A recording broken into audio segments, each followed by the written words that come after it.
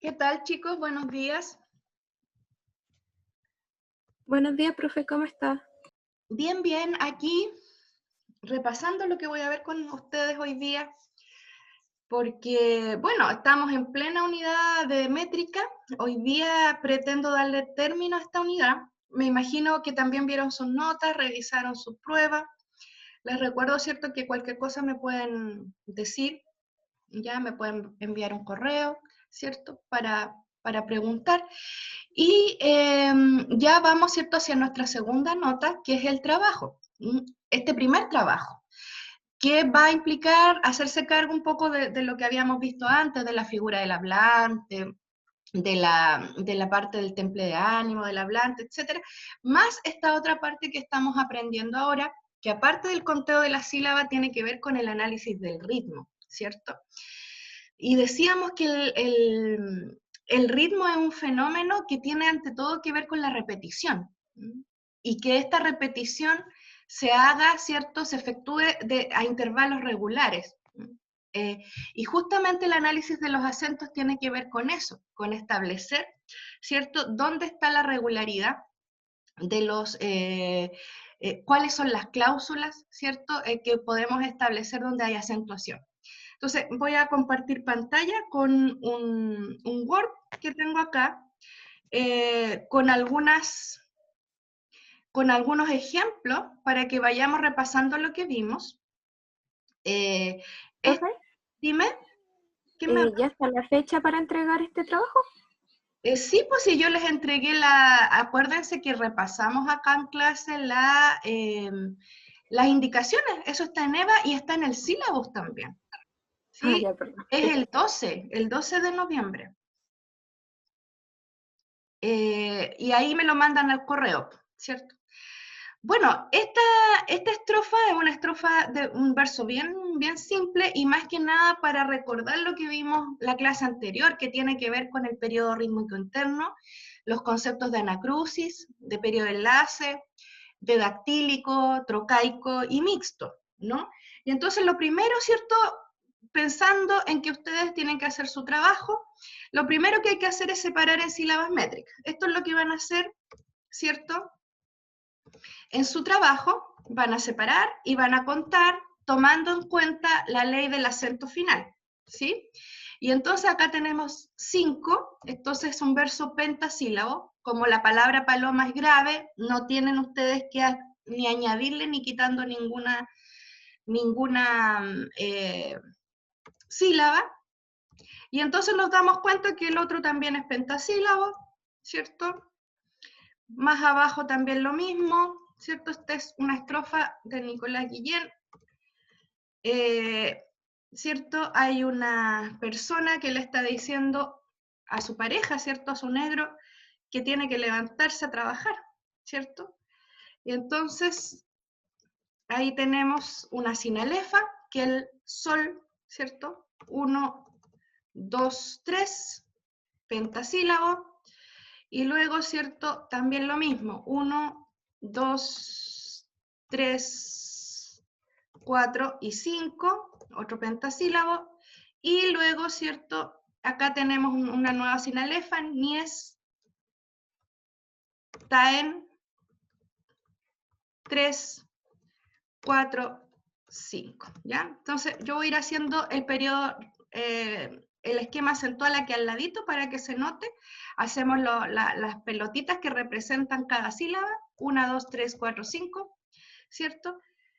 Acá también, 1, 2, 3, 4, 5. Puede esto ser aparte, al lado, por ejemplo, estos versos son cortitos, entonces me queda muy bien si yo hago esto al lado. Pero si el verso es más largo, quizás es conveniente hacerlo como yo les mostraba el esquema del madrigal, ¿no? Hacer solamente el esquema acentual y la separación de las sílabas aparte, ¿ya? Eso tiene que ver con cada uno. Entonces, acá empezamos a establecer dónde están los acentos. es muy, evidentemente se parte de dos acentos hacia arriba, porque recuerden que necesitamos un acento para abrir el periodo rítmico interno y uno para cerrarlo. Por lo tanto, a menos que sea un verso bisílabo, es decir, de dos sílabas métricas, vamos a tener ahí un acento, pero en general, ¿cierto? Lo más frecuente es que un verso tenga dos acentos como mínimo, ¿ya? El caso del endecasílabo es bien particular porque ese tiene tres patitas siempre, tres acentos, los endecasílabos. Entonces acá yo voy a, ¿dónde creen ustedes que llevan los acentos estos versos? Por ejemplo, una paloma. Y todo esto se resuelve pronunciando, ¿ah? Porque recordemos que el ritmo es un fenómeno de oído. Una paloma cantando pasa, upa mi negro que el sol abraza, ya nadie duerme ni está en su casa. ¿Dónde están los acentos? Primer verso. ¿Nadie sabe? No creo que nadie sepa. No importa que se equivoquen. ¿Ah? En U. Ya, muy bien. Aquí hay un acento y entonces, ¿cierto? La pelotita de acá le ponemos el acento. ¿Dónde recibe otro acento? Pa. ¿En pa, segura? ¿Una paloma? O Una El pa. lo, el lo, ya, el lo. perfecto. Ya. Entonces, esta pelotita que representa el lo, le ponemos acento. Y fíjense que el verso parte con un acento, por lo tanto este poema no tiene anacrusis. La anacrusis son todas las sílabas que quedan sin acentuación previas al primer acento del poema. Entonces el periodo rítmico interno parte inmediatamente aquí. Y cerramos el periodo rítmico interno antes del primer acento, o sea, perdón, del último acento del verso. Y aquí, ¿cierto? Ya tenemos el esquema del primer verso. ¿Qué cláusula es lo que quedó al medio? ¿Es dactílica o extrocaica? Dactílico. Muy bien. 1, 2, 3, 1, 2, 3. Ese es el ritmo del dactílico. Cantando pasa. ¿Dónde están los acentos? En tan y pa. Muy bien. Y entonces acá tenemos que el periodo de enlace, recuerden chiquillos, acá tenemos el periodo de enlace, voy a anotarlo acá, esto no tiene anacrusis, pero sí tiene periodo de enlace. El periodo de enlace empieza acá en el último acento cuando cerramos el periodo rítmico interno y lo tenemos acá de nuevo cuando se abre el periodo rítmico de este verso. Esta sílaba que queda sin acento, que corresponde al can, aquí tenemos el periodo de enlace, ¿cierto? Con el otro que quedó acá al final, ¿ya? Cantando, entonces le ponemos acento y luego le ponemos al pa acento, ¿cierto? Cerramos. ¿Qué cláusula tenemos acá? Trocaico. Muy bien, este es un verso trocaico. Luego tenemos upa mi negro que el sol abraza.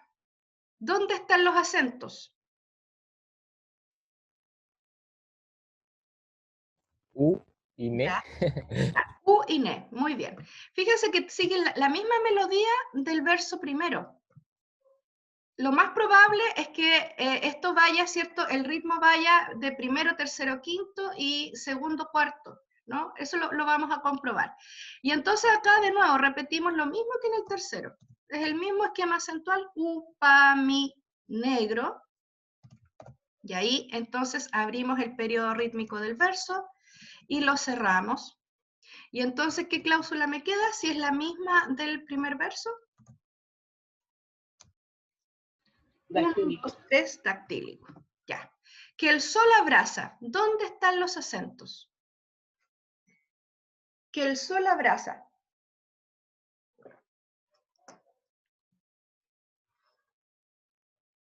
Va, aquí me faltó ponerle al pa color. Ya. Que el sol abraza. ¿El sol? ¿El sol o sol? No, sol. Sol. Muy bien. Entonces, ojo, que los acentos no van necesariamente, porque todas las palabras tienen acento. La palabra que y la palabra el también tienen acento, pero estamos analizando los acentos del verso. Es donde se carga más la voz. Y a veces es muy sutil, ¿cierto? Ese instante, ¿cierto? En donde hay una carga mayor de voz. Pero ustedes lo identificaron bien. ¿Dónde está el otro acento del verso? Bra. Ya, perfecto. Entonces hacemos de nuevo el periodo rítmico. Acá en este caso tenemos que el periodo de enlace llega hasta el siguiente verso, ¿sí? Acá el periodo de enlace en el segundo verso es solo ahí. ¿Se fijan? Porque acá no hay una sílaba átona. Y en el cuarto que estamos analizando ahora, el periodo de enlace viene desde el tercero y toma de nuevo otra sílaba átona. Acá, ¿cierto? Periodo de enlace. Abrimos el periodo rítmico interno del verso. Le ponemos acento a la sílaba que corresponde a sol y a la sílaba que corresponde a bra, ¿cierto?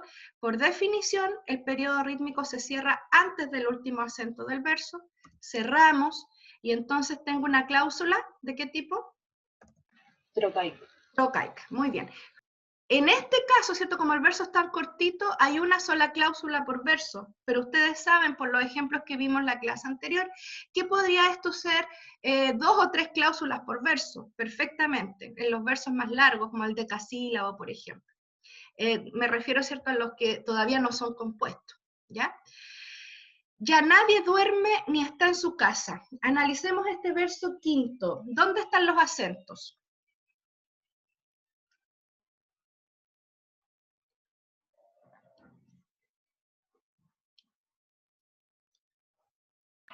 En ya. Ya, perfecto. ¿En ya?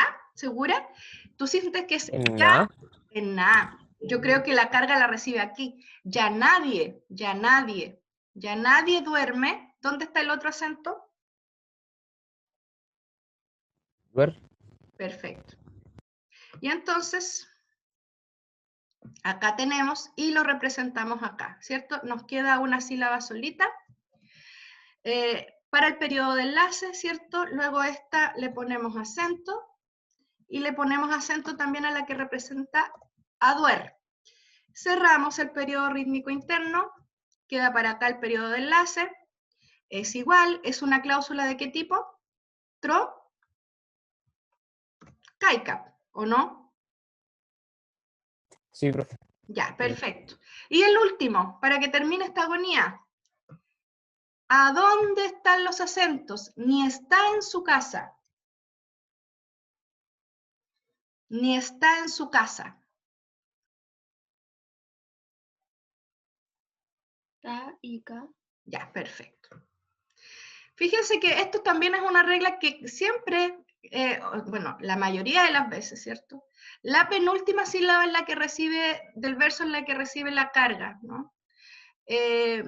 Es lo más frecuente. Y entonces de nuevo tenemos una sílaba átona al principio, abrimos acá el periodo rítmico interno, le ponemos acento a la primera sílaba acentuada y luego le ponemos a la sílaba que recibe el último acento. Y acá tenemos un trocaico, ¿no?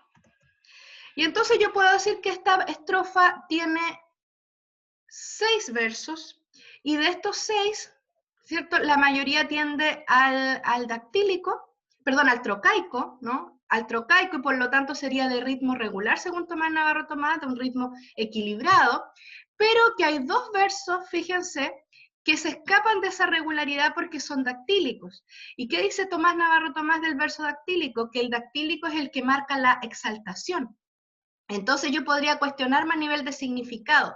¿Por qué el verso 1 y el verso 3 están con esta exaltación que el resto de la estrofa en realidad prefiere de un modo más equilibrado, ¿no? Según Tomás Navarro Tomás, el verso trocaico es más equilibrado y el dactílico es más exaltado.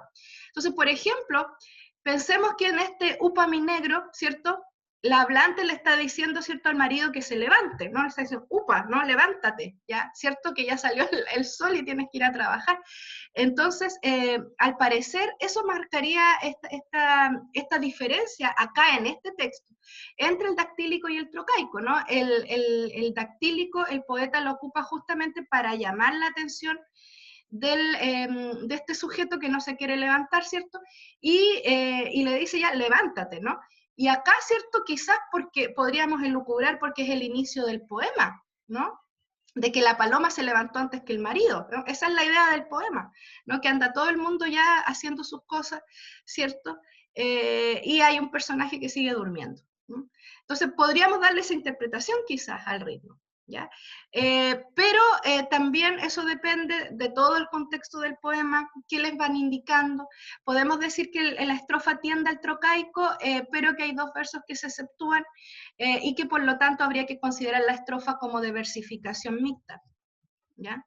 Porque combina ambos tipos de versificación, ¿ya? Fíjense que acá hay otra estrofa, pero esta estrofa tiene el verso más largo, ¿no? Es una estrofa de Rubén Darío. Tiene azules ojos, es maligna y bella, cuando mira vierte viva luz extraña, se asoma a sus húmedas pupilas de estrella, el alma del rubio cristal de champaña. Esto es más largo, ¿no? Y si yo lo cuento, porque aquí estoy como en los programas de cocina que traen como ciertas cosas armadas ya para que no ocupar tanto tiempo. Fíjense que yo aquí ya saqué la cuenta, ¿ya? Y este verso tiene 12 sílabas métricas. Si ustedes se fijan, acá al medio le puse tres rayitas, porque esto está marcando la cesura. Recordemos que de 12 sílabas métricas hacia arriba, el verso es compuesto. Eso significa que hay dos periodos rítmicos internos, porque hay dos versos, ¿ya? Hay un verso de 6 más un verso de 6, y así sucesivamente en los otros versos.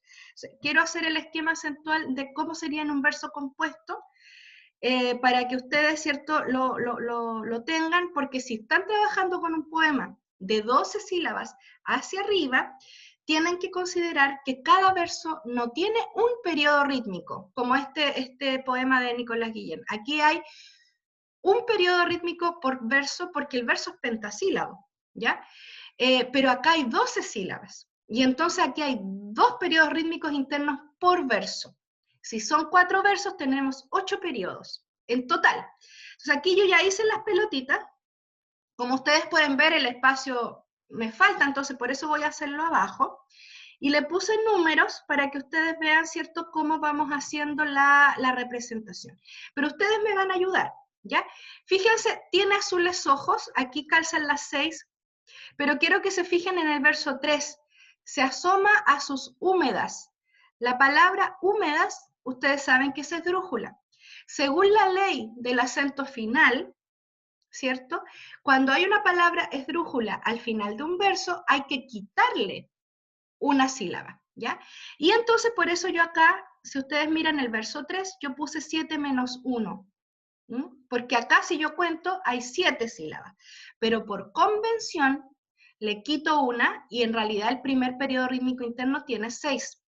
Por eso acá en el periodo rítmico interno, las pelotitas, para el verso 3, yo les puse 12 también, ¿no? Porque cuando ustedes quitan una sílaba, no tiene que figurar como pelotita ahí, ¿cierto?, en el periodo rítmico interno. Lo mismo que cuando ustedes suman una, ¿ya? Cuando suman una sílaba tienen que agregarle una pelotita, ¿sí? Porque lo que dice el conteo ahí es que es una sílaba más porque la última palabra es aguda, ¿ya? No sé si eso se entendió. ¿Se entiende o no, chicos? Sí, profe. Ya, están así como sí, profe, pero ahí como más o menos. Ya, vamos a ver cómo sigue esto. Fíjense, para separar un verso compuesto hay que mirarlo aparte, digamos. Entonces, no nos concentremos en tiene azules ojos, es maligna y bella, ¿ya? Nos concentramos en tiene azules ojos. ¿Qué es lo que se tilda de acá? De esta parte nomás. La primera, esto, tiene azules ojos. ¿Dónde pondrían los acentos?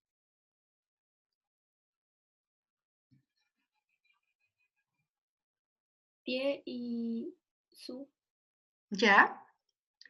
Entonces acá ponemos, sería un poema sin anacrusis, ¿cierto? Parte inmediatamente. Tiene a su,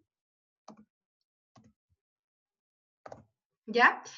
Les ojos. Acá está la cesura, ¿cierto? Lo voy a correr para acá para entendernos mejor. ¿No tiene otro acento esta primera parte del verso? O, ¿Tiene a su, les ojos? o, ¿Mm? ¿Alguien dijo o. algo por ahí? Yo, o, igual con acento. Perfecto. Ahí sí. Y entonces voy a correrme un poquitito para acá con esto, para hacer las rayitas acá del periodo rítmico del verso. El periodo rítmico parte acá, ¿cierto? Porque esto no tiene anacrusis. Y termina acá, antes de la sílaba última acentuada. Tenemos dos cláusulas, porque recordemos que en cada cláusula solo va un acento, ¿cierto? Y acá tenemos que el periodo rítmico interno tiene dos acentos, por lo tanto aquí hay dos cláusulas. Entonces tenemos que, son dos cláusulas ¿de qué tipo, chicos? Dactílica. Trocaico. Perfecto. Entonces ponemos trocaico más. Y luego, ahora sí, es maligna y bella. ¿Dónde reciben los acentos esta parte? Es maligna y bella. Voy a marcar acá esto con un color, porque esto es el periodo de enlace, y lo vamos a enlazar con esto si es que la primera no está acentuada. ¿Ya? Si está acentuada, el periodo de enlace termina ahí. Si no está acentuada, podríamos añadirle una sílaba más. ¿Dónde van los acentos en es maligna y bella? En li, En lig, ya. Es malig, ¿ya? ¿Y dónde más? en B. Perfecto. Entonces, cerramos acá el periodo rítmico interno, ¿cierto?, de este verso antes de su último acento y lo abrimos acá.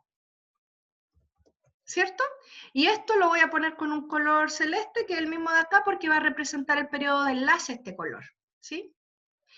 Ya, y acá, ¿cierto?, empezaría el siguiente periodo de enlace, y al medio tenemos la única cláusula de este periodo rítmico interno, que es ¿de qué tipo? Trocaica, ¿no? ¿Cierto? Entonces el verso en total es trocaico, no es mixto. Sigamos. Cuando mira, vierte. Cuando mira, vierte. ¿Dónde tildamos? Cuando mira, vierte.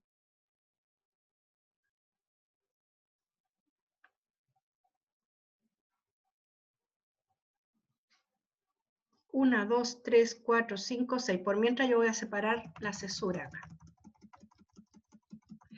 Ya, chiquillos, los escucho. ¿Dónde está la acentuación de esta primera parte del verso, ¿cierto? El primer hexasílabo de este verso, que es dodecasílabo.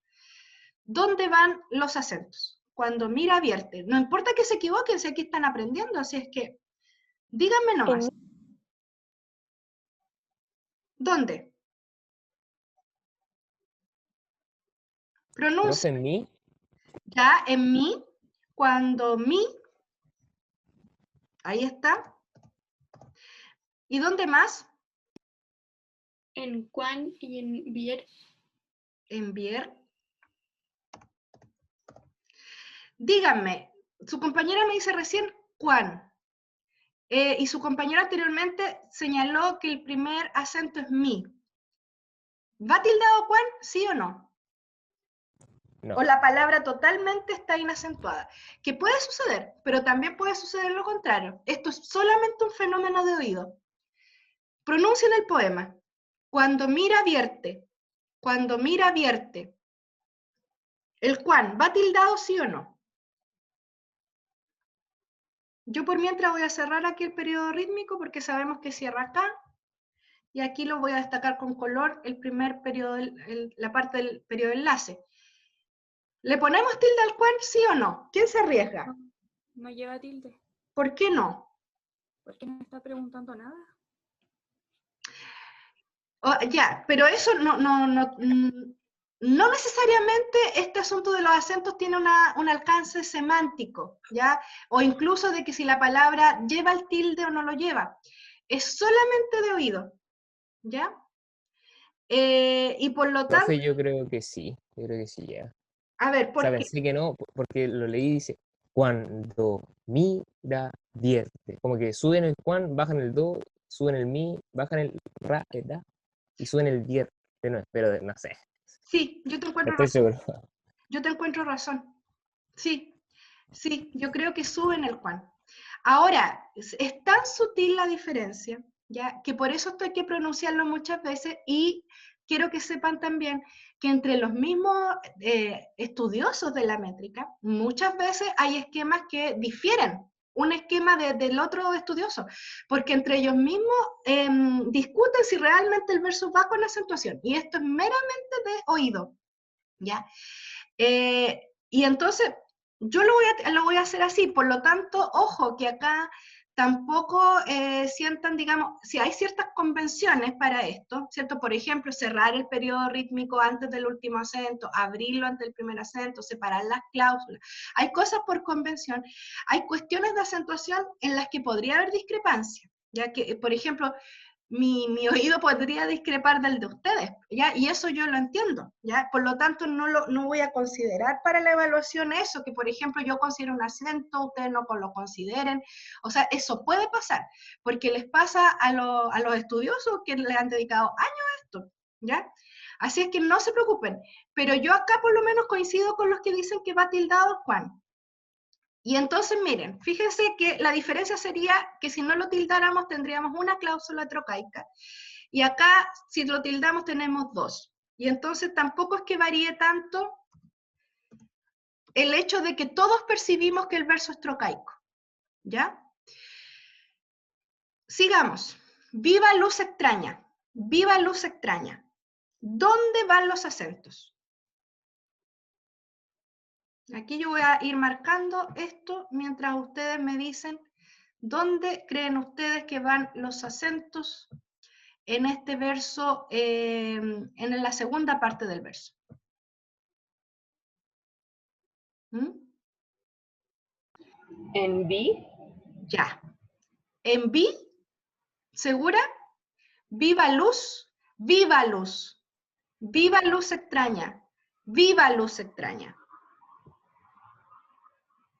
¿Qué piensan los demás? ¿Va en vi o va en luz? Yo digo que sí va. Yo creo que no puede ir en es los dos. que sí, según yo igual iba luz. Va en luz, pero también va en vi. ¿Eso es lo que Sí. dice? Ya, Sí. muy bien. Yo creo que sí también. Entonces acá, partimos acá el periodo rítmico interno. Viva luz extraña, ¿cierto? Ahí está. Abrimos el periodo rítmico y lo cerramos acá. Antes del último acento tenemos dos cláusulas que son ¿de qué tipo? Trocaico. Muy bien. Trocaico, el verso es trocaico. Perfecto. Si tuviéramos uno dáctilo o dactílico con un trocaico, pondríamos es igual mixto, por ejemplo. Pero no es el caso, esto va como bien regular. Acá tenemos un periodo de enlace que se cierra acá en la primera mitad, ¿cierto?, del segundo verso. Ya. Se asoma sus húmedas. 1, 2, 3, 4, 5, 6. Yo voy a separar acá la cesura y voy a poner también, recordarles, ¿cierto?, que húmedas no recibe 3 pelotitas, recibe 2 la palabra húmedas, porque acá le restamos por el acento final. Entonces, ahí tenemos las pelotitas. Se asoma a sus húmedas. ¿Dónde va la acentuación en el verso 3? La pregunta es si hay 2 acentos o hay 3. Porque por los ejemplos que hemos visto en la clase pasada y esta, ustedes se dan cuenta que los acentos oscilan entre ser 2 o 3 por verso. Es muy raro que haya más, a menos que sea un ritmo trocaico así como muy, muy establecido. Pero en un verso de 6 sílabas, lo más probable es que sean 2 a 3 acentos, ¿no? Como es lo que llevamos ahora. Entonces, ¿dónde están los acentos acá en el verso 3? En so y en u, Ya, o sea, HU. correcto. Ahí. Entonces recordemos que acá ponemos se asó y no hay 3 pelotitas, ¿cierto? Sino que hay 2 por la ley del acento final. Entonces ahí va el acento de húmedas. Y entonces abrimos el periodo rítmico del verso y lo cerramos. ¿Y con qué cláusula nos encontramos? Dactílico. Muy bien. aquí empieza el dactílico, ¿no? O se interrumpe un poco el ritmo regular que llevaba la estrofa. ¿Ya? Veamos qué pasa en la siguiente. Tenemos acá pupilas de estrella, pupilas de estrella. Este está fácil, ¿dónde están los acentos? Profe, una duda. ¿El periodo de enlace continúa en el tercer verso, no? Perfecto. ¿O no? Buena, aquí se me había olvidado señalar el periodo. Aquí, ¿cierto? Ya. Acá en el segundo verso, tenemos que acá empieza el siguiente periodo de enlace, y luego, ¿cierto? Lo tenemos acá continuando, ¿no? Todo esto es periodo de enlace. Periodo de enlace se llama porque el verso, ¿cierto? Va continuando como una cadenita, una cadena rítmica, ¿cierto? De sílabas que reciben solamente una carga acentual, ¿cierto? Que es el último acento del verso, con las sílabas átonas siguientes. Ya. Y acá entonces también tenemos periodo de enlace, y vamos a ver si tiene otra sílaba acá para este periodo de enlace. Pupilas de estrella. Pupilas de estrella. ¿Cómo digo yo? ¿Pupilas de estrella o pupilas de estrella?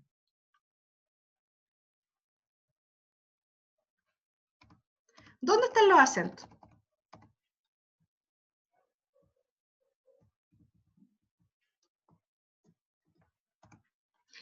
En pi En y en pi. Ya, muy bien. Pupilas. ¿Y dónde está el otro? pre. Ya, muy bien. Perfecto. Pupilas de estrella. Entonces le ponemos acá el acento a pi y a 3. Y entonces abrimos el periodo rítmico del verso, lo cerramos, ¿cierto? Antes del último acento, y antes del primer acento se abre y se cierra. Y tenemos nuevamente una cláusula ¿de qué tipo? Dactílica. Perfecto. Y entonces el verso es dactílico.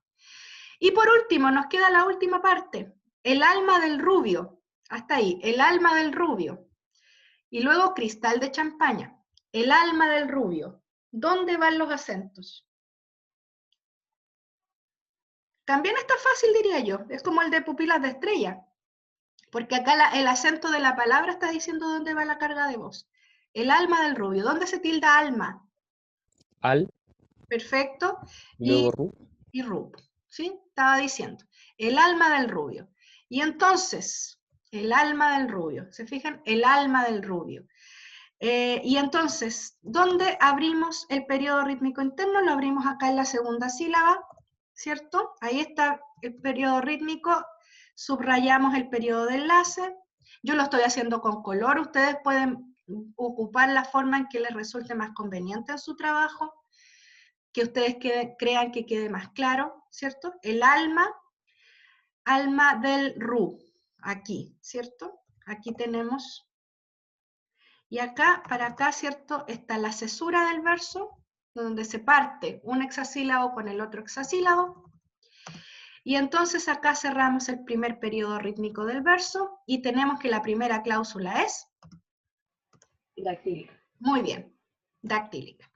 Y entonces, cristal de champaña, también está fácil, cristal de champaña.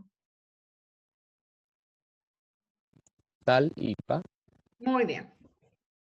También acá en el caso de esto, ¿cierto? Iba la acentuación muy ligada a la acentuación regular de las palabras, ¿ya? Entonces acá, champaña, champaña, ahí, ¿cierto? Ya, y cerramos, bueno, voy a subrayar el periodo de enlace. Tenemos que acá se subraya lo estamos subrayando con celeste, puede ser ahí con el color que ustedes quieran. Y tenemos que cris queda sin acentuación, se carga en tal de champaña. Cerramos el periodo rítmico interno, y esto, ¿cierto? Sabemos que esto es periodo de enlace acá en el tercer verso, esto también es periodo de enlace, y acá ya la estrofa está terminando. Y tenemos, ¿cierto?, que tenemos un periodo rítmico interno también con una cláusula de tipo dactílica. Y entonces esta estrofa tiene una versificación mixta en tanto, y habría que ver hasta qué punto llega esta regularidad. Por ejemplo, si seguimos examinando este poema, las otras estrofas, habría que ver si los dos primeros versos del cuarteto siempre son trocaicos y los dos tercero y cuarto dactílicos, ¿ya? Y esto es completamente intencionado del poeta, ¿ya? Lo más probable, como Rubén Darío trabajaba tan bien esta parte, lo más probable es que sea así, ¿no? Que él haya puesto un ritmo primero equilibrado en los primeros versos y luego exalta, ¿no? Exalta. Al parecer justamente la parte de significado que quiere exaltar el ritmo, ¿cierto? Es el tema de que las pupilas, ¿cierto? De esta persona, pensemos que en los dos primeros versos la está describiendo, ¿no? Está describiendo que es una mujer de ojos azules, que le parece una fusión de belleza, pero también de maldad, ¿no? Y está describiendo en los dos primeros versos, ¿no? Que cuando ella mira hay una luz muy extraña en sus pupilas, y luego al parecer lo que está más exaltado es el hecho de que en las pupilas de ella se refleja el cristal de la copa donde ella está tomando champaña, o sea, es como una imagen de frivolidad, de alguna manera, ¿no? Porque acá no dice que dice el rubio cristal de champaña, como que se está elidiendo, está sacando del verso el hecho de que ella está tomando champaña en una copa, ¿no? Es como que el champaña fuera lo mismo que el cristal de la copa en la cual está vertiéndose, y ella está tomando. Entonces, al parecer eso es lo que el poeta quiere exaltar, ¿no? Con el ritmo en esta estrofa, ¿no? Que en las pupilas se refleja esta copa de champaña que ella bebe, ¿cierto? Mientras que el ritmo más equilibrado tiene que ver con su descripción, ¿no? Con que los ojos son azules, que su mirada es muy extraña, ¿cierto? Que es muy bella, pero también hay mucha maldad ahí en esa mirada, ¿no? Y el ritmo exaltado está acá, ¿no? Está en la imagen que el hablante está contemplando, como ella, ¿cierto?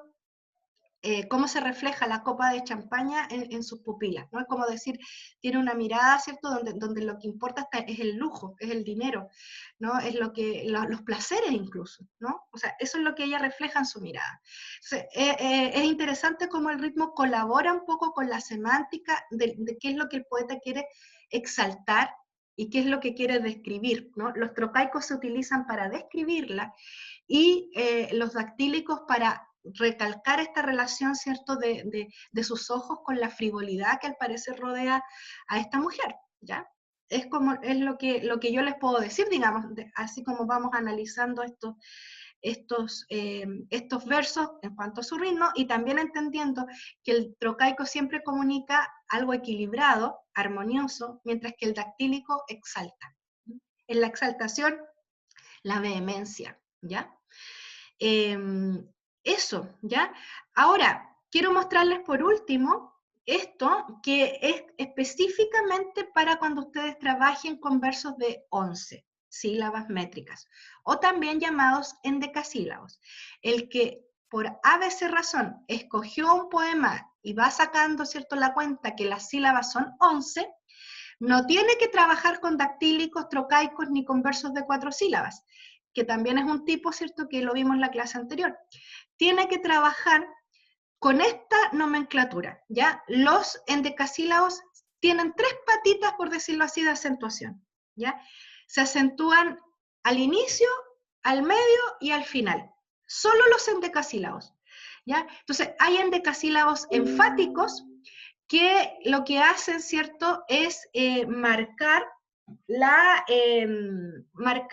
primera, la sexta y la 10ª sílaba, ¿ya? Se me estaba acabando la batería del computador, por eso tuve que pararme un ratito. El endecasílabo enfático se llama así justamente por el énfasis que se pone inmediatamente cuando comienza el verso, ¿no? Entonces, ustedes, si tienen un endecasílabo ahí, en sus poemas, tienen que ver, y otra cosa, aunque la estrofa sea heterométrica, es decir, aunque la estrofa tenga de distintos tipos de sílabas, distintos versos con números de sílabas métricas diferentes, Por ejemplo, es el caso de un madrigal, que veíamos en la clase pasada, ¿cierto? El madrigal tiene 7 sílabas y 11 sílabas. Es una estrofa heterométrica. Entonces, ahí, ¿cierto? Por ejemplo, en el caso del madrigal, habría que analizar los versos de 7 como de la manera que lo hicimos, ¿cierto? Con los ejemplos anteriores, como dactílicos y trocaicos, pero el verso de 11 tendría que examinarse de esta manera, ¿no? El endecasílabo esfático es en la sílaba primera, perdón, en la sexta y en la décima. Máscaras misteriosas de rituales, ¿ya? Ahí tenemos un endecasílabo enfático. El endecasílabo heroico, segunda, sexta y décima, ¿ya? En este que nosotros lo vimos, ¿cierto? Acá en el curso, este soneto 23 de Garcilaso. En tanto que de rosa y azucena. Lo tenemos, ¿cierto? Marcado también en estas 3 patitas, pero el poema no parte con en tanto, sino que es en tanto. Entonces tenemos que es un heroico, ¿ya? Lo más probable es que si tienen un poema de endecasílabos, el poeta haya jugado con los distintos tipos de endecasílabos. Van a haber algunos melódicos, otros enfáticos, otros heroicos, ¿cierto? Es lo más probable, ¿ya? Pero también hay poemas que van regulando tanto que pueden ser puros melódicos, por ejemplo. Podría ser también, ¿ya? Pero creo que lo más frecuente es que los poetas hagan distintos tipos de endecasílabos, si es que están trabajando con 11 sílabas métricas, distintos tipos de endecasílabos en un solo poema, ¿ya? Bueno, el heroico es 2, 6 y 10, el melódico es 3, 6 y 10. Este es justamente el madrigal de Gutiérrez de Cetina, ¿se acuerdan? A unos ojos. Si de un dulce mirar sois alabados, si de un dulce mirar sois alabados, ¿ya? Entonces, algunos alumnos incluso prefieren trabajar con el decasílabo porque me dicen, profe, yo sé que siempre va en la sexta y la décima, tengo que decidir dónde va el primer acento, ¿no?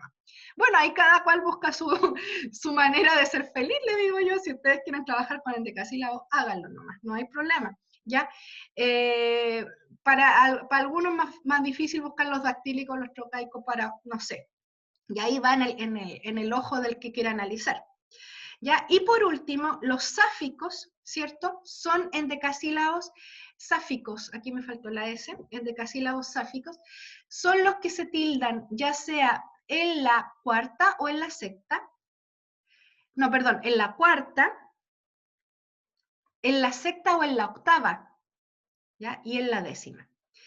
En este caso, en el endecasílabo que les puse acá, se tilda en la sexta, pero hay endecasílabos sáficos que pueden tildar 4, 8 y 10, ¿ya? Pero siempre es igual. En el caso de los endecasílabos reciben 3 cargas acentuales, siempre en la décima, ¿ya?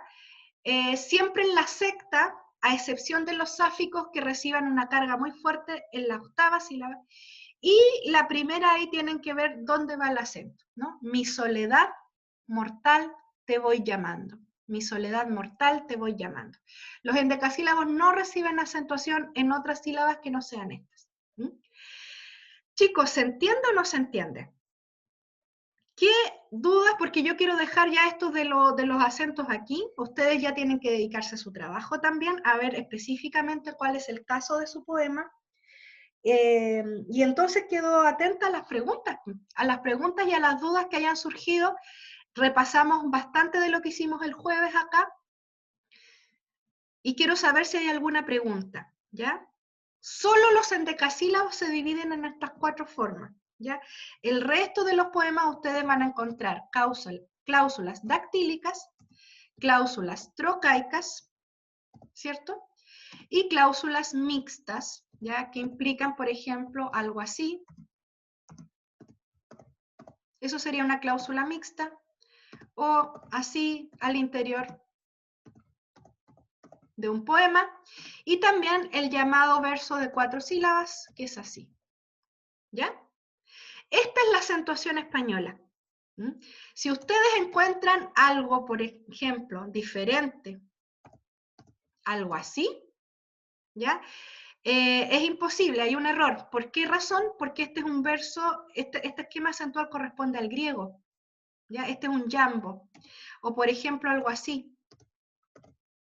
Este es también es un anapesto, también es griego, ¿ya? O encontrar dos acentos en una sílaba, imposible, ¿ya? La acentuación española, en cada cláusula va un solo acento, ¿ya? Entonces, si están así, digamos, las cláusulas, porque algo raro hay, ¿ya? Y hay un error. Entonces, recordar que estas son las cláusulas de nuestro español, no hay otras, ¿ya? Las que hay que sean extrañas, ¿cierto? Que las pueden encontrar, sí, pero en poesía más contemporánea, ¿ya? Yo les daba el ejemplo de que Neruda, por ejemplo, trabaja mucho con el anfíbraco y el anapesto, que son versos del griego, ¿ya? Es un tipo de acentuación griega, ¿ya? El jambo, ustedes saben que era la acentuación de las comedias, ¿ya? Entonces, hay poetas que imitan esa acentuación, pero que es una acentuación, digamos, traída de otros idiomas, ¿ya? Y por eso estamos trabajando con esa lista de poetas que se ciñen, digamos, a una métrica clásica y a una acentuación clásica, como es la acentuación española, ¿ya? Los dactílicos, los trocaicos, los mixtos, los dos casos de mixto que podría haber, ¿cierto? Y también si es un verso largo, esto podría ser, no sé, así, ¿ya? El caso es que si hay dos cláusulas, eso es mixto, dos cláusulas de diferente tipo, me refiero, ¿ya? Y el verso de 4 sílabas que también se da en muchos poemas, ¿ya? Que sería como un dactílico con alargue, por decirlo de alguna manera. Preguntas, los escucho.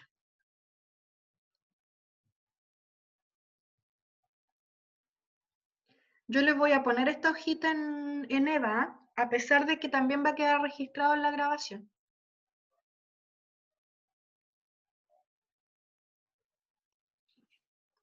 Ya. ¿Sí? El Escucho. periodo de enlace no estoy segura si lo entiendo. El periodo de enlace es cuando, Andrea, ¿cierto? ¿Me estás hablando tú? Sí. Ya. Andrea, el periodo de enlace es cuando es justamente como la palabra lo dice, el enlace o la conexión entre un verso y el siguiente. Entonces, ¿cómo conectamos el periodo de enlace? ¿Cómo sabemos el periodo de enlace? Es el que queda fuera del periodo rítmico interno, ¿ya?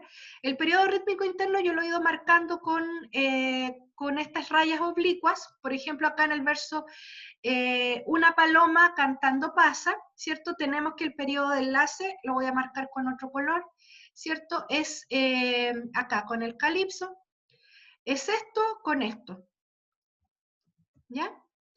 Es justamente lo que queda con el último acento del verso y las sílabas átonas del siguiente. Ese es el periodo de enlace. Entonces, acá, por ejemplo, cantando pasa, tenemos que una paloma, loma, can es el verso, es el periodo de enlace. Y luego tenemos pasa, periodo de enlace. Pero ya el verso 3, upa, parte con el acento fuerte, upa. Entonces aquí el periodo de enlace quedó ahí nomás. Y lo recuperamos en negro. Upa mi negro, ¿cierto? Entonces, lo que quedó fuera del periodo rítmico interno es periodo de enlace. Y aquí coincide que hay una sílaba átona o sin acento, ¿cierto? Antes de que parta el periodo rítmico, que parte con sol. Y esto se considera periodo de enlace. No sé si entiendes ahora. Sí, ahora sí entiendo bien. ¿Sí? Gracias. En el fondo, todo lo que no es periodo rítmico interno es periodo de enlace, salvo la entrada del poema, ¿ya? Que acá justamente no vimos, acá por ejemplo, en tanto que de Rosa y Azucena, el periodo rítmico interno parte acá, sabemos en tanto, y termina acá, en Azucena, ¿cierto? Antes del último acento. Todo esto es periodo rítmico, ¿sí? Y esta sílaba que quedó acá, el en, es átona. Por lo tanto, esto se llama anacrusis, porque el poema parte acá, ¿ya? Y Profe, esto, eso le iba a preguntar, ¿sí? ¿cómo representamos la anacrusis cuando el inicio de un poema, si es que hay, como con un color diferente, hermano, no tenemos que escribir la I, nada, ¿cierto? Yo creo que, porque mira, cuando uno escribe así en computador, es mucho más difícil mostrar todo de una manera clara. Entonces yo creo que les quedaría mejor con color. O sea que, por ejemplo, ustedes pusieran ya el verde o el calipso como anacrusis y lo pusieran abajo como una especie de leyenda, ¿cierto? De nomenclatura, Color claro. celeste, anacrusis. Amarillo, los acentos, ¿cierto? Periodo rítmico interno señalado con rayas oblicuas. Una especie de simbología, ¿cierto? Que pongan abajo y ahí les va a quedar más ordenado. Porque yo he visto esquemas que están correctos, ¿cierto? Pero donde la persona eligió colocar la palabra, por ejemplo, anacrusis, así. Entonces queda como muy recargada la hoja y no se entiende nada para revisar. Entonces, mejor creo yo que así, con colores o con algún tipo de forma que ustedes vean que se nota, porque el esquema, ustedes recuerden siempre que un esquema es algo visual, ¿no? Un esquema se debe notar. Entonces, esto, ahí sí lo tenemos ahí, este de que hicimos, esto es un esquema. Y aquí está clarito que lo del medio es cesura, que acá tengo los periodos rítmico internos, que acá tengo los periodos de enlace, que este poema no tiene anacrusis, ¿cierto? Porque tengo las rayas oblicuas al inicio, ¿cierto? Entonces, que se note, que se vea claramente cuáles son las cláusulas, dónde está el resultado también, que diga es igual, trocaico. Sabemos que la T significa trocaico, que la otra significa dactílico, o sea, la M mixto, ¿ya? Eso. ¿Mm? Bien, chicos, vamos a descansar por un momento, ¿cierto? Tenemos un recreo de 10 minutos. Si hay alguna pregunta sobre esto, dejémoslas para el final de la clase, ya, porque yo después del recreo quiero que empecemos inmediatamente con las figuras retóricas, ¿ya? Por eso vamos a descansar unos 10 minutos, a recargar pilas y volvemos a la segunda hora. Bueno, nos vemos en 10 minutos más.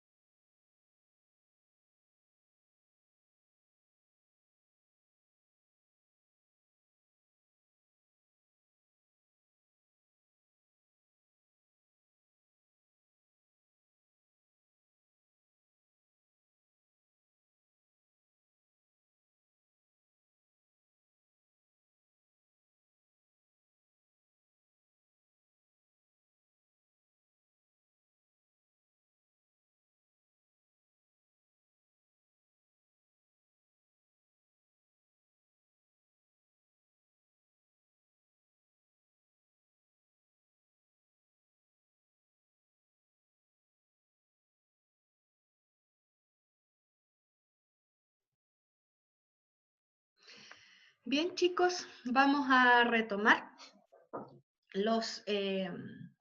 la clase, ¿cierto?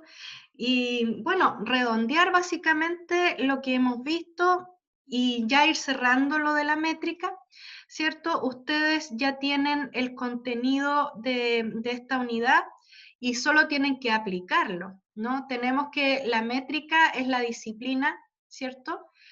La métrica es la disciplina que estudia el ritmo del poema. Y para eso, para estudiar el ritmo, yo tengo que manejar el contenido de cuáles son los versos que existen. Hemos conocido los versos de arte menor, los de arte mayor, los versos compuestos. Conocimos los tipos de estrofas más frecuentes. Conocimos también el conteo de sílabas métricas, o también llamado el cómputo silábico, ¿cierto? Con todos los fenómenos que afectan el cómputo silábico, la sinalefa, la diéresis. Esta fue nuestra unidad de métrica, ¿no?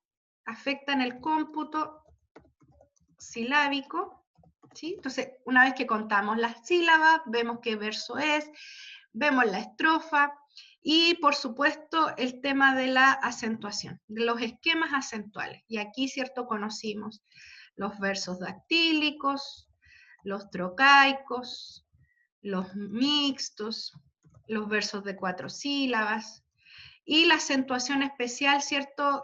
De los endecasílabos. ¿Mm? Esta fue nuestra unidad de métrica, que vamos a complementar también cuando veamos las figuras fónicas, las figuras del sonido, ¿ya? Entonces, estos fueron los contenidos y esto es lo que tienen que aplicar en su trabajo, ¿ya? Hay una guía también en EVA. Todavía nadie me pregunta ninguna duda de la guía, o la hicieron toda y está muy bien, y ya la resolvieron, o no han hecho nada, ¿ya? Entonces, yo les pido también revisar la guía, ver si pueden separar las sílabas métricas, si pueden hacer el conteo, ¿cierto? De los, y los esquemas acentuales, de algunas estrofas por lo menos de la guía. Eso les serviría muchísimo para ir afinando, ¿cierto?, la mano con lo que implica, ¿cierto?, el trabajo en métrica. ¿Ya? Esta ha sido nuestra segunda unidad. Espero que es la parte más técnica de este curso también, ¿ya? Ahora ya vamos a entrar a trabajar más con la semántica, diría yo. Y por lo tanto es la base para entender todo este aspecto del poema como ritmo, del poema como casi una composición musical, ¿no? Cuando hablamos de cláusulas, es lo mismo que si habláramos en la música de compases musicales. Estamos haciendo la partitura del poema, ¿cierto? Cuando hacemos el análisis de la acentuación, ¿ya? Entonces, bueno, hemos aprendido un poco a hacer la partitura, ¿no? A trabajar en estas partituras, o a ir entendiendo, ¿no? Con qué partitura trabajó el poeta, ¿ya? Por decirlo con una figura, ¿cierto? Partitura como los compases, ¿cierto? Y la acentuación que tiene el texto. Entonces, esta fue nuestra segunda unidad. Y ahora quiero que vayamos, ¿cierto?, a la tercera inmediatamente, porque esto tiene que ver ya con las figuras retóricas. Un profesor de lenguaje tiene que manejar las figuras retóricas, o sea, este es un contenido que tiene que manejar el profe, sí o sí, ¿ya? Y por lo tanto vamos a ver las más conocidas, que no son las únicas que existen, ¿ya? Yo elaboré, ¿cierto?, un listado de 35 figuras.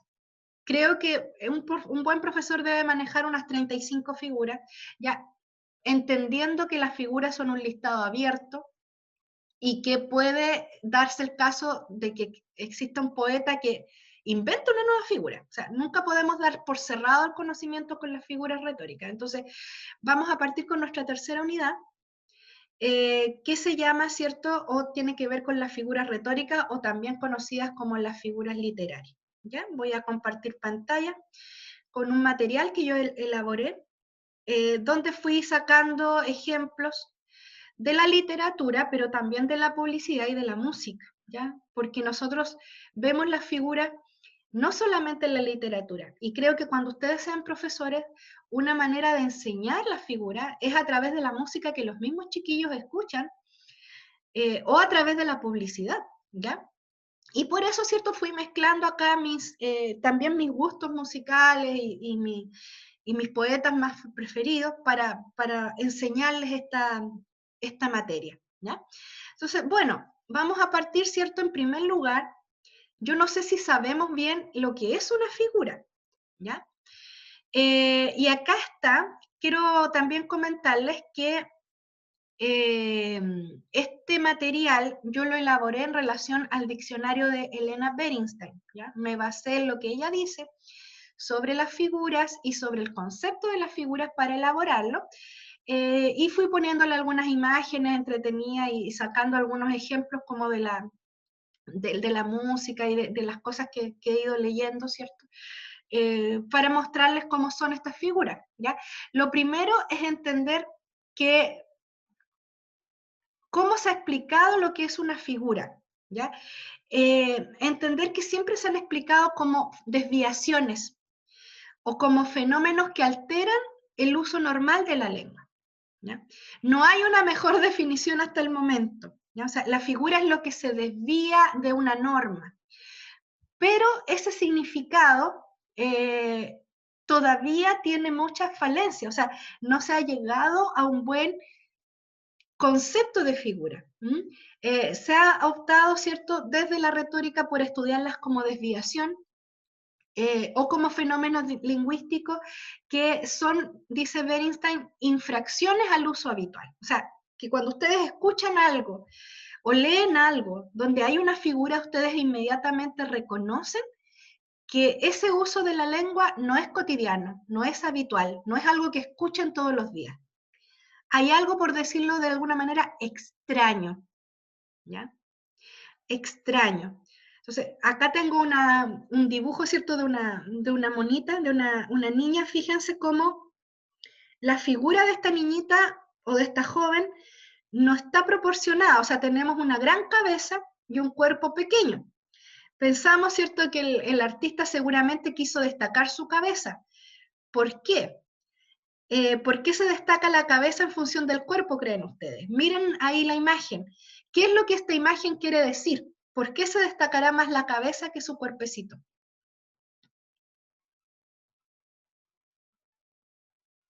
¿Están ahí o todavía no vuelven del recreo, chiquillos? Espero que estén ahí, que no está hablando sola acá. ¿Por qué creen ustedes que ya, qué bueno que estén ahí, estoy viendo una manito levantada. ¿Por qué creen ustedes que se destaca la cabeza de esta chica? ¿Y qué es lo que esta pintura les quiere decir también? A lo mejor esa pregunta es más evidente, digamos, de responder. ¿Qué es lo que se destaca acá? O sea, ¿qué representa esta imagen para ustedes? Puede ser como los pensamientos, lo que uno asocia normalmente a la cabeza, al cerebro, los pensamientos, como Ya. dejarse llevar por los pensamientos. Ya, perfecto. Muy bien, y tendríamos ahí el porte de la cabeza. Y ahora si ustedes le miran el cabello, si ustedes se fijan, del cabello salen aves, ¿no? ¿Por qué creen ustedes que salen aves? ¿Qué es lo que se representa en función del cabello? El cabello y el ave. El cabello es el ave, ¿se fijan? ¿Cuál es la identidad que se logra entre el cabello de esta monita, por decirlo así, y las aves? Quizás la libertad. Ya, la libertad. Y algo menos, incluso menos metafórico, algo bastante concreto, digamos. El viento. Ya, el viento, pero algo más, en función del propio cabello. ¿El pelo enredado puede ser? Ya, el pelo enredado. ¿Y de qué color tiene el pelo? ¿Negro? Negro como las aves. ¿Cuántos poetas nos han dicho que los cabellos son negros como el cuervo? O de tus cabellos nacen cuervos, o qué sé yo, para hablar de un cabello muy negro, muy azabache. Y entonces fíjense que esta mona, digamos, esta monita, no está hecha, no es un retrato esto real, ¿no? Hay una desviación del uso de la norma, ¿no? Hay algo que se quiere destacar. Así funcionan las figuras literarias. Se le da relieve a algo, lingüísticamente hablando, ¿no? Y entonces, de esta chiquilla no interesa, ¿cierto?, destacar el cuerpo, ¿no? a pesar de que las manos están así como una actitud suplicante, no es eso lo que tiene relevancia, ¿no? Lo que llama la atención al primero que ve el dibujo, ¿no? Sino que muy, muy claramente se destaca la cabeza, y lo más importante es cómo el pelo se va transformando en estas aves, ¿ya? Entonces, aquí vemos una desviación de lo que sería el uso del retrato. Bueno, de esta manera funcionan las figuras, ¿no? Hay algo extraño ahí, hay algo extraño que no es el uso habitual en que se usan las palabras, ¿ya? Entonces, ¿cuál puede ser justamente lo que yo les decía, las debilidades de esta definición de la figura como desviación? En primer lugar, que no todas las figuras constituyen una transgresión a una regla. Hay varias figuras que no transgreden ninguna regla, entonces podemos decir que si bien es cierto la definición más apropiada, la definición de desviación de la norma, no es totalmente un concepto que defina muy bien a una figura, a todas las figuras, ¿ya? Hay figuras que sí constituyen una transgresión, ¿ya? Pero hay otras que no. Y también es cierto que no basta apartarse de la norma para que se produzca una figura. O sea, a veces la gente se aparta de la norma porque habla mal nomás, ¿ya? O porque escribe mal. Entonces uno dice, no está obedeciendo la norma, esto es poesía. No necesariamente todos los que escriben mal serían poetas, ¿ya? Entonces a veces se da por hecho de que justamente solo apartarse de la norma constituye una figura, y la verdad es que tiene que haber una intención estética detrás, o sea, que no le salió por casualidad, digamos, sino que tiene que haber una intención que produce una desviación o algo anómalo en la lengua, ¿ya? Y también esta definición nos genera otro problema, porque finalmente, ¿cuál es la norma? ¿Ya? Ustedes saben que hoy en día incluso los lingüistas tienen este discurso de que no hay un habla o no hay una forma más correcta que la otra, sino que cada pueblo se adapta de la lengua y forma su propia forma, ¿ya? Entonces uno podría decir, bueno, ¿cuál es la norma acá? ¿Ya? Y entonces, si yo no puedo establecer la norma, es difícil establecer la desviación. Entonces, ¿qué les quiero mostrar con estas tres cosas? Que todavía no se logra definir bien lo que es una figura literaria. Nosotros tenemos esta definición que ustedes pueden encontrarla ampliada en el diccionario de Elena Bernstein, ¿cierto? Buscan figura ahí y va a aparecer esto. Y entonces ella les va a decir ahí que, si bien es cierto, las figuras se definen como una desviación de la norma, el propio concepto representa este problema, ¿ya? No todas las figuras son desviación, no necesariamente por desviarme de la norma yo estoy haciendo una figura, tampoco está muy claro lo que es una norma. Pero la verdad es que hasta el momento no hay otra definición más adecuada, ¿no? O sea, en el fondo una figura es atentar un poco contra el uso normal de la lengua, llamar la atención sobre el lenguaje con una intención estética y, cierto, producir algo anómalo, algo que inmediatamente el oyente o el lector sabe que eso no corresponde al habla normal, ¿ya? Entonces, vamos a ver ahora los tipos de figura.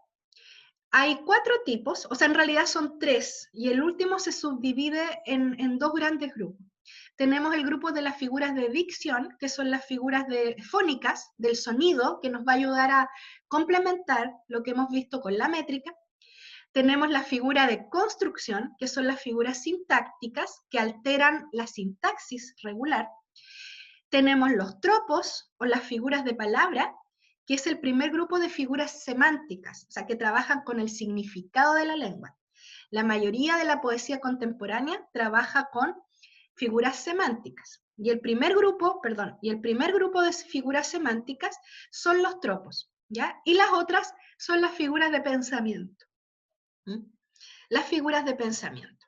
Vamos a ver cada grupo, y yo he seleccionado las más frecuentes para que ustedes las conozcan, ¿cierto? Me imagino que este listado de figuras, a medida que ustedes después ejerzan su profesión y vayan entendiendo más la poesía y con sus otros cursos de poesía, puede que esta lista vaya creciendo, ¿no? Entonces, como un primer puntapié, digamos, para que ustedes empiecen a conocer las figuras retóricas, ¿no? Es como la partida el inicio del partido, ¿no?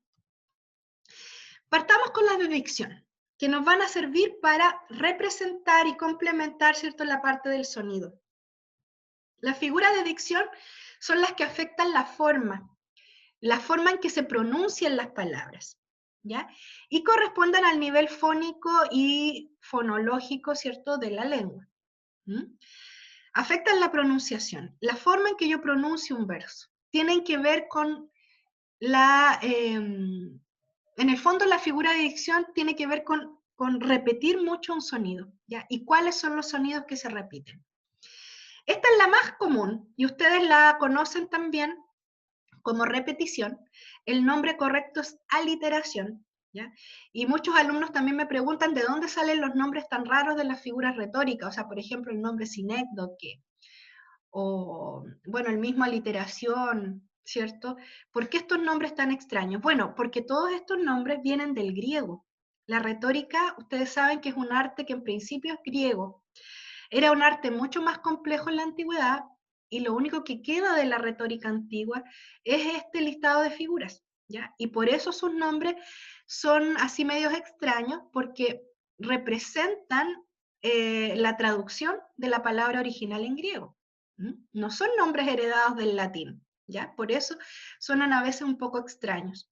¿Qué es la aliteración? Es la figura de los trabalenguas, chicos. Es cuando se repiten uno o más sonidos de fonemas en distintas palabras que están próximas. Para que se produzca la figura, la repetición tiene que ser muy, muy cerquita. Porque uno dice, por ejemplo, que hay una palabra, en este caso con S, en el verso 1 y luego hay una palabra con S en el verso 4. Eso no es una aliteración, porque no hay esa proximidad que produzca el efecto de que hay un sonido reiterándose, ¿ya? Entonces, por ejemplo, acá tenemos un pedacito de Garcilaso, de un poema de Garcilaso. En el silencio solo se escuchaba un susurro de abejas que sonaba. Se fijan que hay ¿cuántas S en dos versos? 1, 2, 3, 4, 5, 6, 7, 8. Eso es una aliteración. Es que es manifiesto la repetición de un sonido, ¿ya? Así como la profesora Magda Sepúlveda ese día le hacía la repetición bastante marcada del poema de Pablo Neruda, ¿cierto?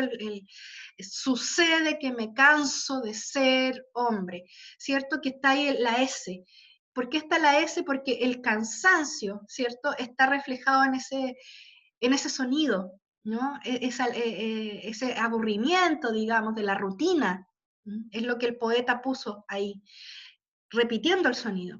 Acá, fíjense que la misma S tiene otro sentido, ¿no? Lo que está haciendo el poeta es repetir la S para recuperar de alguna manera el sonido de las abejas, ese zzz de las abejas, ¿cierto? Que a veces también lo hacen las moscas. En el silencio solo se escuchaba un susurro de abejas que sonaba. Aliteración, repetición de un sonido a lo largo de un verso o de una estrofa, con la condición de que las palabras estén próximas y entonces que se pueda esto evidenciar, ¿no? Que yo me dé cuenta que aquí hay un sonido marcado.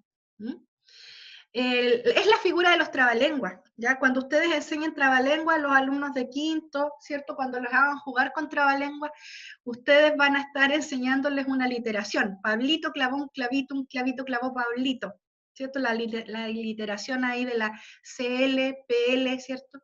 Está repetida, ¿ya? Aquí hay otro trabalengua, el cielo está engarabintintangulado. ¿Quién lo desengarabintintangulará? El que lo desengarabintintangular, buen desengarabintintangulador será. 3 tristes tigres tomaban trigo en un trigal, ¿ya? Todos los trabalenguas tienen la figura de la literación, la repetición de sonidos. Las otras figuras fónicas que ustedes van a ver a continuación son figuras donde está en la misma figura base, la literación, solo que se repiten con otro, podríamos decir, con otro agregado, con otro apellido. Por ejemplo, bueno, aquí todavía tengo un ejemplo de aliteración que lo tomé de los 31 minutos. ¿Conocen esta canción? Del niñito que ve películas de terror con la abuelita, ¿cierto? Y entonces la literación del hula, Drácula, Calígula y el lento caminar de una tarántula. Nos gusta ver películas que que asustan y me alarman como un crápula.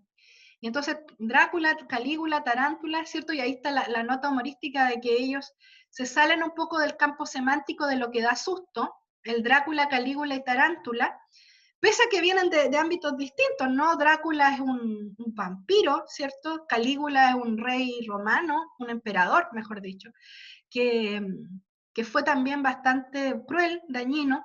Tarántula, que es un animal, un insecto, mejor dicho, que claro, a algunos les dan miedo las tarántulas, la mayoría, ¿cierto?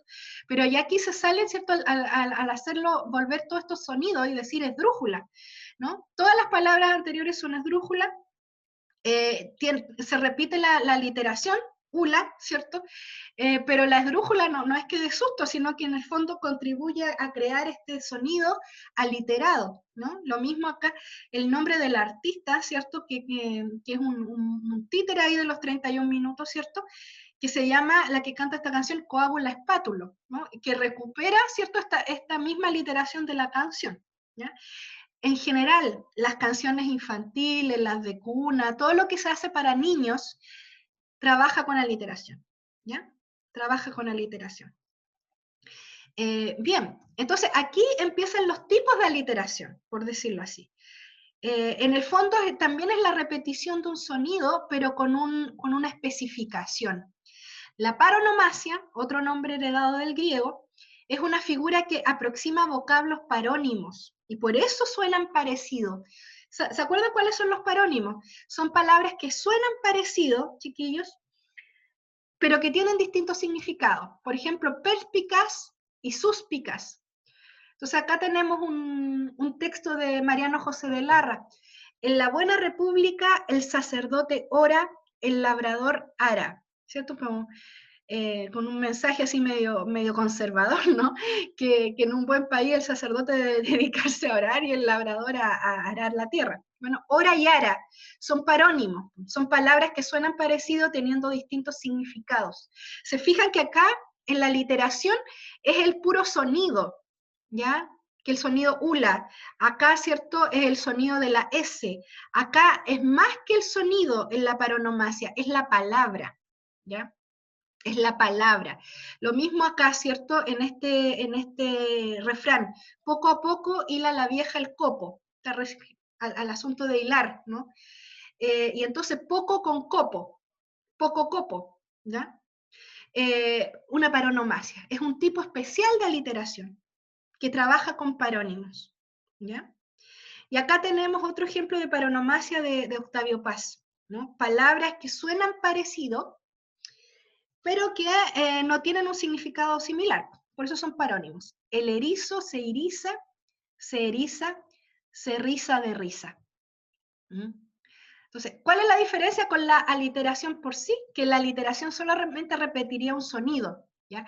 Aquí, si ustedes se fijan, toda la palabra está trabajando para producir ese efecto fónico, de que las palabras son parecidas, pero en términos de sonido, pero sus significados difieren, ¿ya? Cosa que no necesariamente es así en la literación. ¿Se entiende la diferencia entre aliteración y paronomasia o no? Díganmelo, porque si no explico de nuevo. ¿Sí se entiende? Ya, qué bueno. Vamos a la 3 entonces. El calambur, otra palabra heredada del griego. El calambur es un juego de palabras y también es muy frecuente en la poesía infantil. ¿Ya? Consiste en que dos frases se aproximan, en tanto, ¿cierto?, se asemejan en el sonido, pero difieren en el sentido. ¿Ya? Por ejemplo, fíjense en el último ejemplo. Si el rey no muere, el rey no muere. Reino y reino. Es lo mismo, solo que acá está separado y acá está junto. ¿Ya? Es la manera más fácil de aprenderse el calambur. Va separado en un verso y va junto el concepto en otro verso. ¿Ya? Y están diciendo cosas distintas, difieren en el sentido en un calambur. ¿Ya? El rey, si el rey no muere, el rey no muere. Es decir, que el rey le hace mal a su país, ¿no? Eso es lo que está diciendo estos versos. ¿Ya? Y en el primer ejemplo, y este viento civil entre los árboles me sabe amar, me sabe a amar, colérico en los mástiles. Son distintas, pero suenan igual.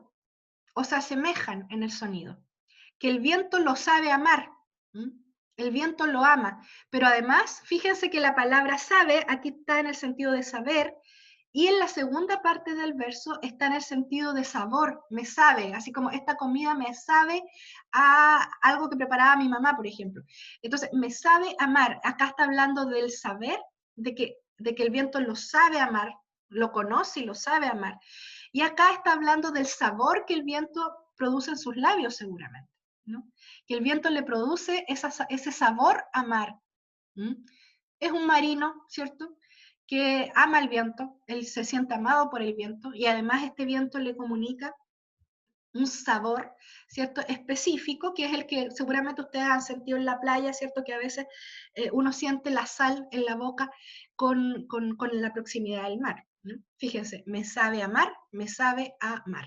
Si el rey no muere, el rey no muere. Eso es un calambur. Esa es la figura que se llama calambur.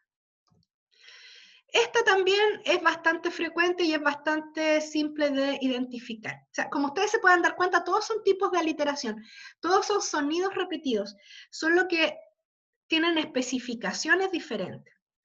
Entonces, la cacofonía es un sonido que es desagradable, que suena desagradable al sonido. De hecho, esto es un error de redacción. Por ejemplo, yo a mis tesistas les digo, ustedes repiten el que, este es el párrafo del que dice, que dijo, que es.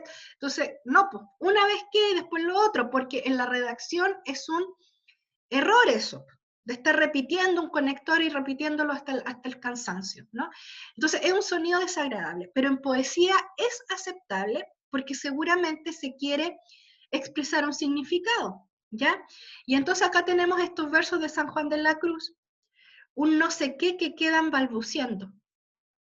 Entonces se repite el qué, pero ya no es eso desagradable de la redacción que a veces dijo que, habló que y que, sino que acá el conector tiene que ver con expresar justamente el balbucir. Cuando una persona empieza a tartamudear, ¿no?, repite mucho un sonido. Y es lo que el poeta quiso expresar en esta cacofonía, un no sé qué que quedan balbuceando. A diferencia de la literación es armónica, la cacofonía es desagradable, como que cuesta pronunciarla. ¿Tá? Es una cacofonía.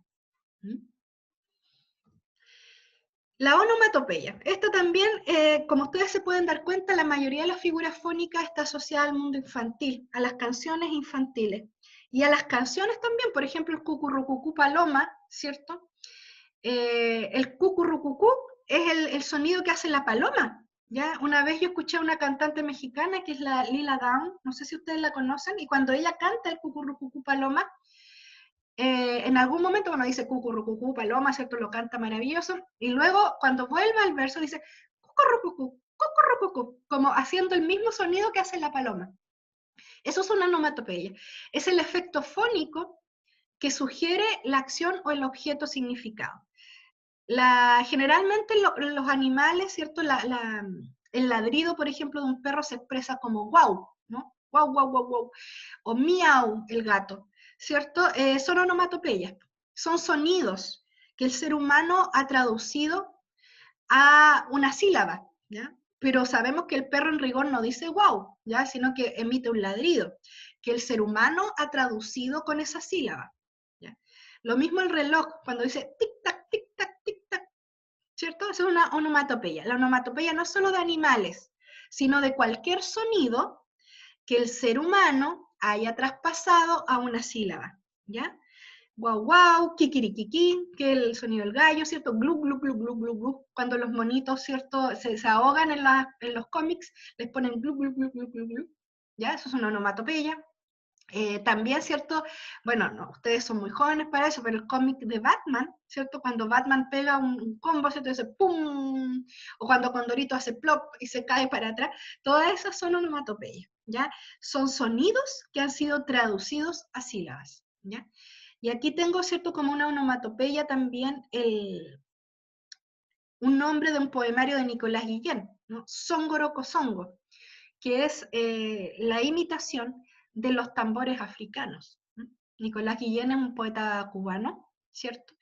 Y este texto, ¿no? Recupera toda esa herencia africana que él lleva en la sangre, ¿cierto?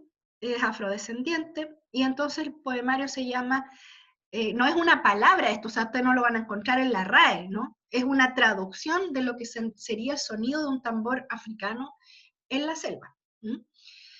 ¿Se entiende hasta el momento las figuras que hemos visto? Hemos visto la literación, la paronomasia, el calambur, ¿cuál es la otra que vimos? La cacofonía, ¿cierto? Y la onomatopeya. ¿Dudas? ¿Preguntas? Algunas me imagino que las conocían, ¿cierto? Acá vemos una onomatopeya en una poesía infantil, porque todas estas generalmente aparecen en la poesía infantil, ¿cierto? Vemos la pata mete la pata desplumada, cuac, cuac, cuac, como es patosa, cuac, cuac, cuac, ha metido la pata, cuac, cuac, cuac, en una poza, ¿cierto?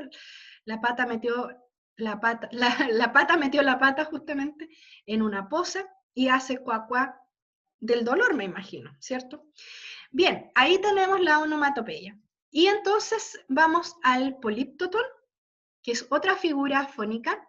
También, como ustedes se pueden dar cuenta, es una palabra que no deriva del latín, políptoton es griega, ¿ya? También se conoce como derivación.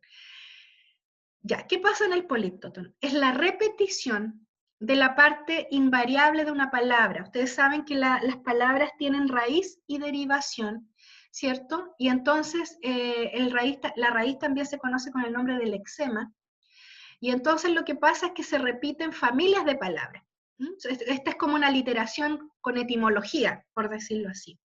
Entonces, se repite la raíz y se sustituye la derivación de la palabra, ¿ya? Por ejemplo, este verso que ustedes me imagino lo conocen en la canción de Joan Manuel Serrat. Se equivocó la paloma, se equivocaba, ¿cierto? Que la canta Joan Manuel Serrat, pero el verso es de Rafael Alberti. Se equivocó la paloma, se equivocaba, por ir al norte fue al sur, ¿cierto? Creyó que el trigo era agua, se equivocaba. Aquí, ¿cierto? Está la raíz, el lexema repitiéndose, equiv, y lo que se deriva, ¿cierto? O lo que cambia, perdón, lo que cambia es la terminación, ¿no? Equivocó y equivocaba. Lo mismo acá con este verso de Roa Bastos.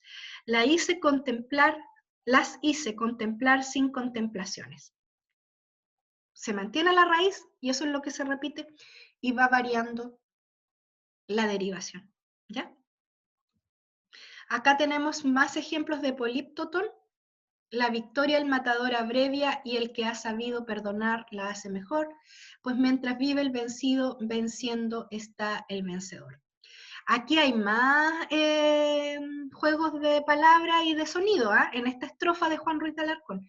Yo estoy destacando con rojo únicamente el políptoton, pero hay más, ¿ya? Si ustedes las miran con más calma después, si ustedes se fijan, se repite mucho el sonido B, victoria, abrevia, vive, más el políptoton, ¿ya? Entonces, habría que decir acá que hay un políptoton, pero también está la literación de la B, de la V, dirían algunos, ¿no?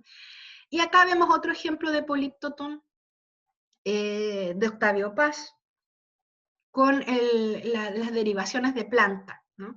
En la llanura la planta se implanta en vastas plantaciones militares, ¿no?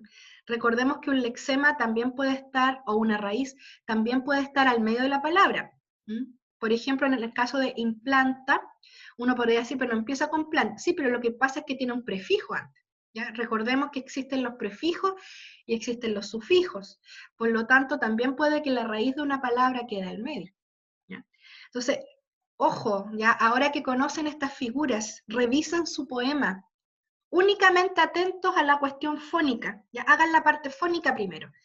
Métrica, esquema acentual y las figuras. Ahí, fónicas, y ahí completan la dimensión fónica del poema.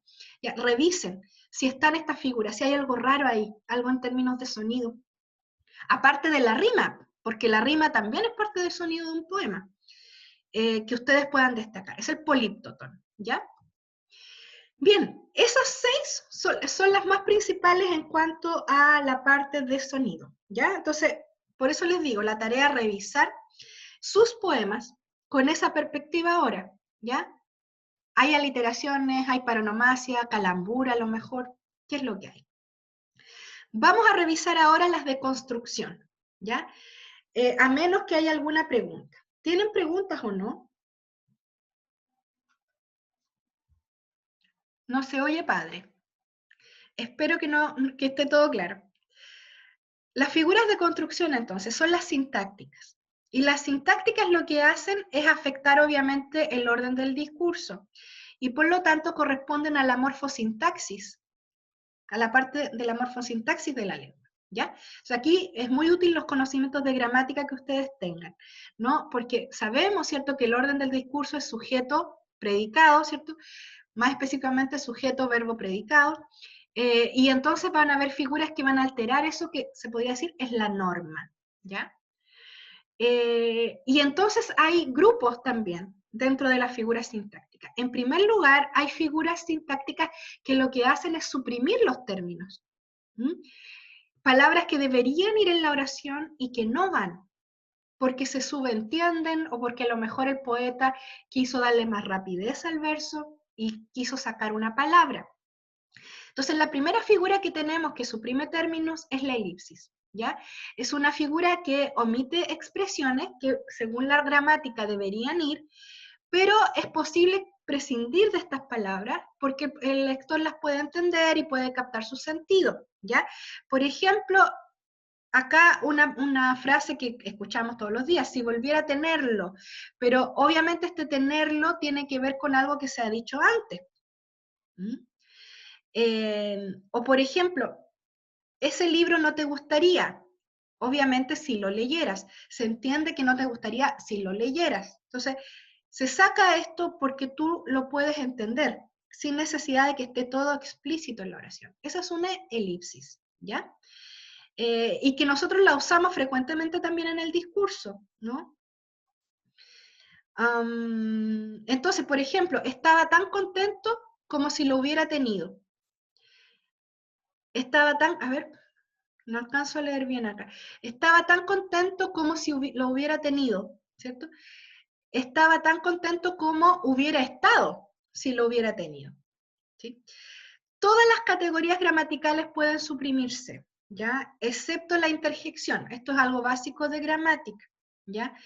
La interjección, ustedes saben, es cuando una palabra expresa una emoción muy fuerte. Por ejemplo, cuando yo me pego un martillazo en el dedo y digo ¡ay! O digo cualquier otra palabra que exprese mi dolor, es una interjección, ¿no? O cuando yo digo ¡oh! ¿Cierto? En un poema. O algún tipo de palabra, ¿cierto?, que expresa emoción. Esas son las interjecciones. Pero todo lo demás puede suprimirse, ¿no? Por ejemplo, el sustantivo. Acá tenemos un verso, la rosa más deseada es la de fuego, ¿no? Se suprimió la rosa. Entonces, atentos ahí a examinar la sintaxis de sus poemas, ¿no? Para ver si hay palabras que podrían haber estado y no están, ¿ya? También se puede suprimir el pronombre, ¿ya? Por ejemplo, en esta estrofa de Gabriela Mistral, dejaron un pan en la mesa. ¿Quiénes? Ellos. Se está omitiendo, ¿cierto?, el pronombre. Mitad quemado, mitad blanco, pellizcado encima y abierto en unos migajones de campo creo que es acá. Me comí una letra. Ellos, ¿cierto? Se puede elidir, ¿ya? Lo que yo puse acá en paréntesis cuadrados y con rojo no está en el poema, ¿ya? Es lo que yo les estoy diciendo que se omitió, ¿ya? El poema parte acá, dejaron. Lo mismo acá, ¿cierto? El poema es la rosa más deseada es la de fuego. También se puede omitir el pronombre con la preposición. Es de naturaleza intermedia entre vegetal y animal. Es de naturaleza intermedia entre la naturaleza, ¿cierto?, del vegetal y la del animal. También se puede omitir un adjetivo. Las casas muy altas, los árboles más. Se entiende que más altos, ¿no? Incluso acá se está omitiendo el verbo. Las casas son muy altas, ¿cierto? Los árboles son más altos. Hay dos elipsis ahí.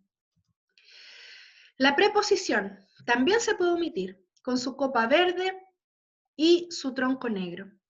Se omitió el con. La conjunción también se puede omitir, pero esa es una figura específica que se llama asíndeton, ¿ya? Cuando se omite el verbo, es otra figura, ¿ya? Que no se llama elipsis, se llama zeugma. Por ejemplo, se distingue una sombra a un lado del pabellón. Aquí se omitió el verbo, ¿no? Se distingue una sombra que aparece o que está a un lado del pabellón. Y entonces ahí tenemos un zeugma. Lo que se omitió es el verbo, ¿ya? Ahí está, el zeugma, ¿no? O mejor llamado elipsis verbal. En español, ¿no? Lo que heredamos del griego es la palabra zeugma. Y entonces acá tenemos una estrofa de Antonio Machado. Tejidos sois de primavera, amantes, de tierra y agua y viento. Esto también es otra figura, esto y es otra figura, luego la vamos a ver. Y sol tejidos, la sierra en vuestros pechos jadeantes, en los ojos los campos florecidos, ¿ya? Como ustedes se pueden dar cuenta, lo que yo puse ahí en rojo es lo que el poeta no escribió, los verbos, ¿no? Porque se entienden y están al principio, pero todas estas para abajo son oraciones. Y ustedes saben que la gramática exige que cada oración lleve su verbo. Por lo tanto, estamos en presencia de un zeugma.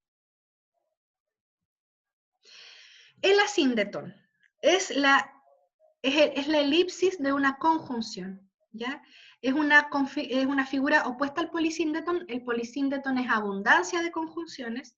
El asíndeton es cuando no están y cuando uno las echa de menos, ¿no?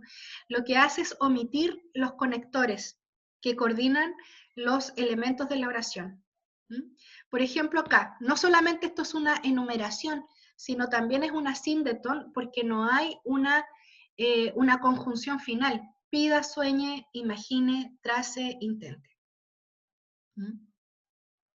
Asíndeton se llama. Entonces tenemos, repasemos, de las que suprimen términos sintácticas tenemos la elipsis,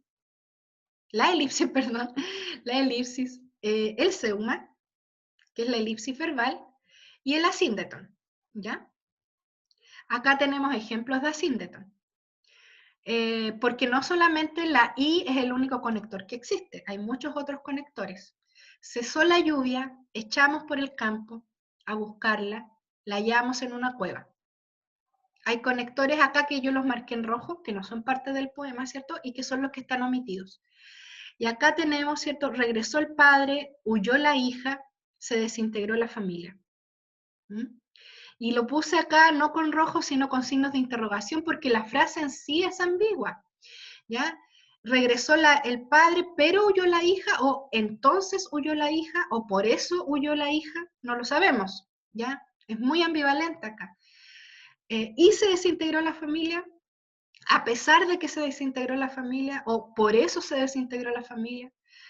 Queda muy ambivalente ahí cuál es lo que une a estas oraciones, ¿ya? Pero el tema es que corresponden, ¿cierto?, a una omisión de conjunciones. Se nota muy fácil en la asíndeton porque ustedes van a echar de menos las conjunciones. O sea, como que hay frases nomás que están unidas, pero que donde no están las conjunciones.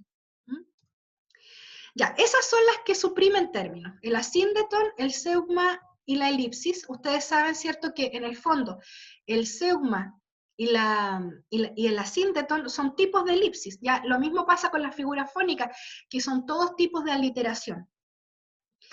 Bien, ¿qué pasa con las que repiten términos? Estas también son bien fáciles de captar, uno inmediatamente sabe cuáles son. Por el tiempo, ahora vamos a ver solo la anáfora, que es una figura que ustedes también conocen mucho, es la repetición de una palabra o de una expresión al principio de varias frases, en el caso de un poema en prosa, o de varios versos consecutivos. La repetición puede ser a lo largo del verso, al principio del verso, al final del verso. O sea, el tema es que se repite una palabra o una expresión, ¿ya? Acá tenemos, por ejemplo, este poema o pedacito de poema de Sor Juana Inés. Bien mi obligación quisiera daros en dorados hilos. Aquí hay algo, se fijan con el sonido, daros dorados. las pálidas ricas venas de los minerales finos, bien el luciente topacio, bien el hermoso zafiro, bien el crisólito ardiente, bien el carbunclo encendido. Como ofrecer joyas, ¿no? Y el tema aquí es que se repite el mismo inicio del verso. Se repite bien y se repite él, ¿no? Esa es la anáfora. Bien, quiero quedar hasta aquí porque ya conocen 10 figuras hoy día en la clase y me gustaría saber si se entendieron las figuras fónicas y las figuras que repiten, que suprimen los términos, ¿ya? Recordemos que las figuras fónicas en el fondo trabajan con el sonido, son todos tipos de aliteración. Y las figuras sintácticas, hemos visto solo un grupo que son las que omiten. Todas son elipsis, ¿ya? Solo que cuando se omite el verbo se llama seugma, y cuando se omiten las conjunciones se llama asíndeto. Cuando es una omisión de pronombre, de sustantivo, de adjetivo, de cualquier otra categoría gramatical, se llama elipsis, ¿ya? Espero que no se me hayan quedado dormidos. ¿Alguna pregunta? A ver, ¿se entienden las figuras o no? Y, profe, Sí, escucho. una consulta, es que se me pegó un poco el internet en la parte donde estaba viendo el Seugma. ¿Ya? No sé si lo podría explicar así cortito, muy cortito. Sí. El seugma, voy a volver acá a la presentación. El seugma es la repetición, o sea, perdón, es la elipsis del verbo, ¿ya? Cuando acá estamos, ¿no? Cuando lo que se omite en el verso es cualquier otra categoría gramatical, por ejemplo, el pronombre, el sustantivo, el adjetivo, ya son elipsis. Pero cuando se omite el verbo, es un seugma, ¿ya? Es una elipsis verbal. Ese es el seugma, nada más que eso. Y el asíndeton también es una elipsis, pero el tema es que lo que omite son las conjunciones, ¿ya? Cuando se omite un sustantivo es elipsis, cuando se omite un adjetivo también, o un pronombre, pero cuando se omite un verbo se llama seugma. ¿Mm? Es un tipo específico de elipsis, el seugma. Ya, profe, muchas gracias. Ahora sí. Ya, qué bueno. ¿Alguna otra pregunta? Profe, ¿Sí? yo tengo una pregunta, pero es sobre una materia que ya habíamos visto, que tiene que ver con métrica. Ya te escucho. Quería preguntarle si es que los diptongos siempre se van a separar al contar las sílabas métricas. No, no. No siempre. No. A ver, los diptongos, a ver, voy a hacer una acá con la pizarra para explicar. Por ejemplo, supongamos la palabra, vamos a borrar esto. Supongamos que la palabra es sueño, ¿cierto? Esa es una palabra con diptongo. Yo me pregunto, ¿por qué separarías esta palabra en sueño? La única manera en que yo separe una palabra con diptongo es cuando la carga de voz es muy fuerte en una de las palabras, perdón, en una de las vocales, ¿ya? Que tú dijeras sueño, ¿ya? Porque finalmente el fenómeno de la sílaba métrica tiene que ver con la carga de voz. Si tú dices sueño, esta es una sílaba métrica, sue. Entonces, mi pregunta es, ¿por qué tú separarías un diptongo? Es que en una parte vimos que la diéresis decía que dos vocales que formaban un diptongo se debían separar. Cuando hay diéresis, es decir, cuando la carga de voz está muy fuerte. Recuerda que ese es un caso específico del acento antiguo, cuando la I iba con cremillas, ¿te acuerdas? Ah, como cuando se decía veíase, algo así. Es que veíase no es un diptongo. Mira, voy a separar la palabra acá. B, I, A, C. Esta palabra no es un diptongo, son dos hiatos, porque la I lleva un tilde. ¿Ya? Entonces acá tenemos dos hiatos.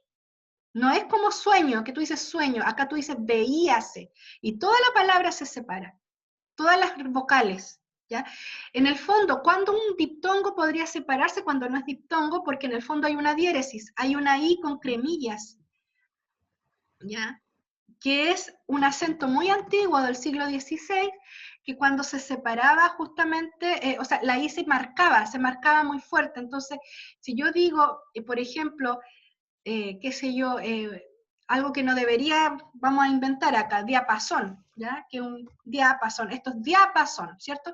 Pero si yo tengo una I con cremilla, que como explico es un acento antiguo, yo tendría que decir diapasón. Y ahí separamos, ¿ya? Ah, ya, No, pero los diptongos van juntos. Si a lo mejor tú ya, ya. encuentras una palabra como veíase, donde la I tiene un tilde, es porque esa palabra originalmente no tiene diptongo, es un hiato, ¿ya? Ya, Así que ojo ya, ahí, profe. ya. Perfecto, Ya, sí, yo estaba enredada. Gracias. de nada. Otra pregunta. Bien, descansemos entonces, ¿cierto? Y nos vemos mañana. Mañana vamos a ver otra tanda de figuras. Espero que mañana terminemos con las sintácticas, ¿cierto? Para que ustedes vayan avanzando con su poema. O sea, ¿cuál es el tema acá? Que aprendemos algo en el curso y ustedes inmediatamente van a su poema para aplicarlo. ¿Ya? No dejen todo para último día, que van a hacer todo al final. O sea, yo creo que ya aquí deberían haber avanzado bastante, ¿cierto? Ya están en condiciones de hacer la métrica del texto elegido para el trabajo y ahora pueden revisar las figuras fónicas. Así que vamos haciendo la aplicación al tiro. Eso sería mi consejo, ¿ya?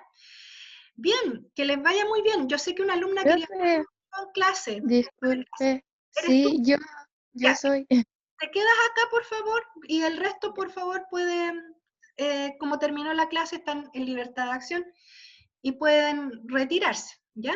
Que les vaya muy bien. Chao, Chao, profe, profe, gracias. gracias. Cuídense mucho.